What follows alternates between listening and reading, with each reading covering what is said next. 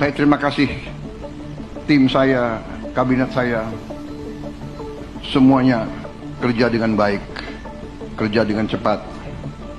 Yang tidak bisa ikut cepat, kita tinggalkan di pinggir jalan saja.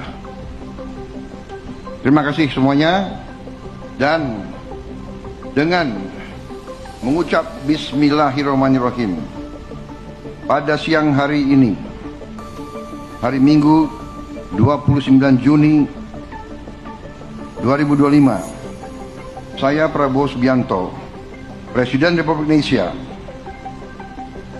dengan penuh kebanggaan meresmikan groundbreaking ekosistem industri baterai kendaraan listrik terintegrasi Konsorsium Antam Indonesia Battery Corporation dan CBL Contemporary Brunn Legend.